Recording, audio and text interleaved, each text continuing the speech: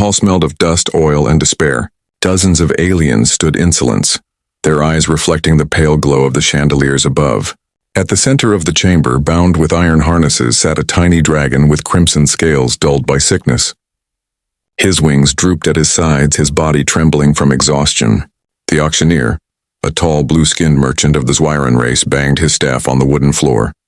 "Lot number 42, he announced. "A defective dragon hatchling, weak lungs, frail bones, and no fire in its belly. Starting bid 1 credit. The hall buzzed with laughter. "Not even worth a meal," one alien sneered. "Throw it into the pits," another chuckled. "Poor beast won't last the night." The dragon whimpered softly, tears sliding down his cheeks. He raised his tired eyes toward the crowd, but found no kindness there until he saw her. A young human girl stepped forward from the back of the hall. She wore plain brown clothes, her hair tied back, her hands trembling at her sides. Her name was Lyra Hail, an apprentice engineer who had come to the bazaar looking for spare parts. She hadn't expected to find this.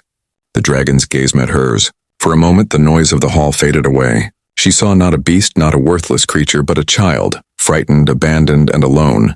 Lyra raised her hand. "I'll take him." The auctioneer blinked. "For 1 credit." She nodded firmly. Gasps rippled through the crowd. The Lyran smirked, tapping his staff. "Sold.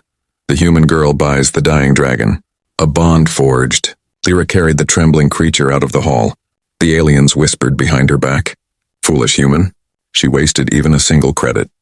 She'll regret it." But Lyra didn't care. She set the dragon gently on a wooden crate outside the hall, cupping his face in her hands. "Hey," she whispered. "You're safe now." The dragon's tears slowed. Why would you buy me?" His voice was small, raspy. Lyra smiled softly. "Because you deserve a chance to live." He blinked in surprise. No one had ever said that to him before.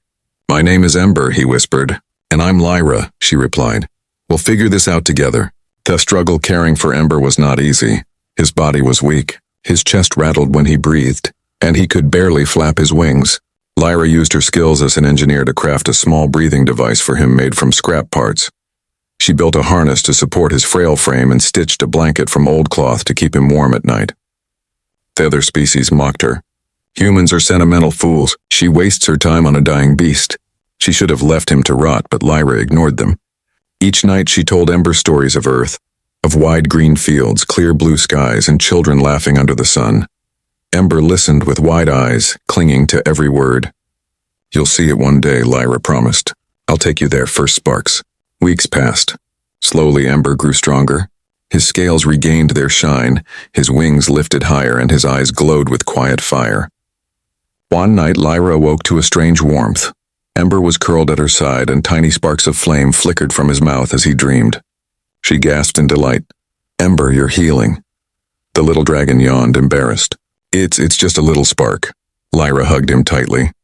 "It's everything, the threat." But not everyone was pleased. Word spread across the marketplace that the worthless dragon had begun to recover. Some grew jealous, others fearful. Dragons were powerful creatures, and even a hatchling could grow into a force of destruction. The Lyran merchant who'd sold Ember confronted Lyra. "You cannot keep him," he snarled. "Dragon's our property. He belongs to the syndicate." Lyra stood her ground. "I paid for him. He's mine now," the merchant sneered. "Then you'll pay with your life." The attack. One night, syndicate enforcers stormed Lyra's workshop. She awoke to the sound of metal boots and shouts. Ember whimpered, curling behind her. "Hand over the dragon," the leader barked. Lyra clenched her fists. "You'll have to go through me," the enforcers laughed. A human girl against armed mercenaries, impossible. But then Ember stepped forward. Though still small, though still weak, his eyes blazed with fury. He spread his wings wide, sparks dancing from his mouth. "You will not hurt her," he roared. Flames erupted hotter than anyone expected. The enforcers staggered back, their armor scorched. Lyra grabbed Ember and bolted into the night. The choice. They fled to the edge of the city, hiding among the ruins. Ember trembled from exhaustion, the effort nearly draining his fragile body. Lyra held him close. "You could have died," she whispered. "I'd rather be protecting you than live as their slave," Ember replied. Lyra's eyes filled with tears. "We'll find a way out. I swear it." The turning point. The next day, the marketplace buzzed with rumors. The dying dragon had breathed fire. The foolish human girl had defied the syndicate. And suddenly, Those who had mocked them began to question themselves.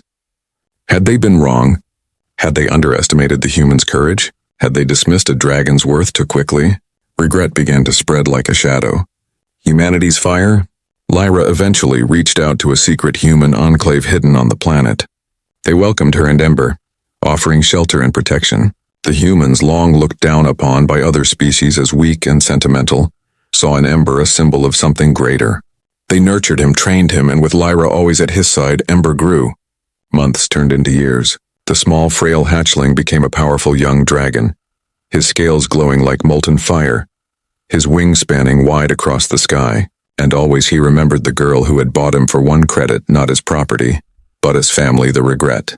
When the syndicate returned years later, they found a force waiting. Ember, now fully grown, roared across the battlefield, his fire scorching their armies. Beside him stood Lyra, no longer a girl but a leader, guiding her people with unshakable resolve. The very aliens who'd laughed at her years ago watched insolence, their hearts heavy with regret. They had mocked. They had scorned. They had doubted. But the human girl and the dragon she saved had become legends, and the galaxy would never forget the day a life was bought for a single credit, because that choice reshaped destiny. Final scene. After the battle, Ember lowered his massive head beside Lyra. His eyes, once filled with weakness, now burned with pride. "You gave me life," he said softly, "and I will always be yours." Lyra smiled, touching his scaled cheek. "No, Ember, we gave each other life." And above them, the stars shone brighter than ever, as if the universe itself bore witness to the bond between a human girl and her dragon.